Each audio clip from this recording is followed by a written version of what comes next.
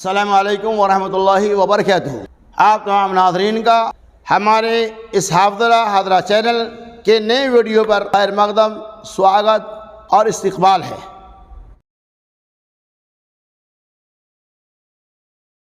السلام علیکم ورحمۃ اللہ وبرکاتہ۔ الحمد للہ وکفی وسلام علی عبادہ الذین اصطفی، اما بعد۔ عن البراء بن عازب رضی اللہ عنہ قال قال رسول اللہ صلی اللہ علیہ وسلم اربع لا تجوز فی الاضاحی العوراء بین عورها والمریضة بین مرضها والارجاء بین دلوها والکثیر التي لا تنقی، رواہ ابو داود۔ براء بن عازب رضی اللہ تعالیٰ عنہ کہتے ہیں رسول اللہ صلی اللہ علیہ وسلم نے ارشاد فرمایا اربع لا تجوز فی الاضاحی، چار طرح کے جانور ایسے ہیں جس کی قربانی جائز نہیں۔ چونکہ قربانی کا ماحول چل رہا ہے اور اکثر و بیشتر لوگ ان دنوں میں قربانی سے متعلق مسائل کے بارے میں پوچھ تاچھ کرتے رہتے ہیں۔ اللہ کے فرماتے ہیں لا اربع لا تجوز فی الاضاحی، چار طرح کے جانور ایسے ہیں جس کی قربانی جائز نہیں۔ وہ جانور کون کون سا ہے؟ العوراء بین عورها، اللہ کے رسول صلی اللہ علیہ وسلم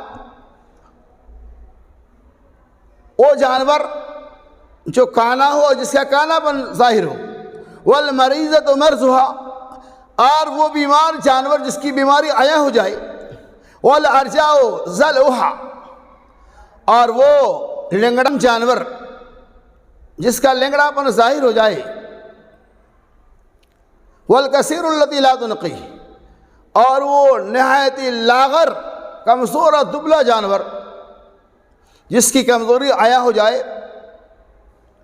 یا آپ دیکھتے ہوں گے کہ بہت سارے ایسے بیمار جانور ہوتا ہے جس کے جسموں کے اوپر گوشت پوش نمایاں نہیں ہوتا، صرف ہڈی ہڈی ہوتی۔ اللہ فرماتا ہے ایسے جانور جس کے اوپر گودا نہ ہو، گوشت نہ ہو،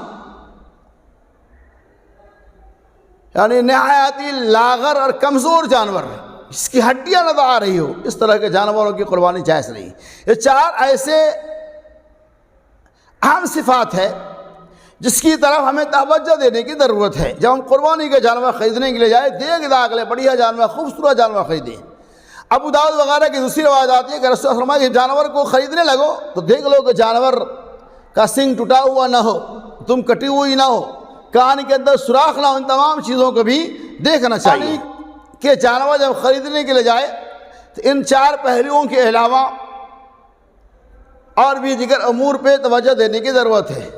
یعنی سنگ وغیرہ بھی دیکھنا چاہیے، اس کی دم بھی دیکھنی چاہیے، کان وغیرہ کے اندر سوراخ تو نہیں اس کو بھی دیکھنا چاہیے، اسی طرح سے دانتا ہوا ہے کہ نہیں، 1 سال مکمل ہو چکا ہے کہ نہیں، وہ بھی ہمیں دیکھنا ہوگا۔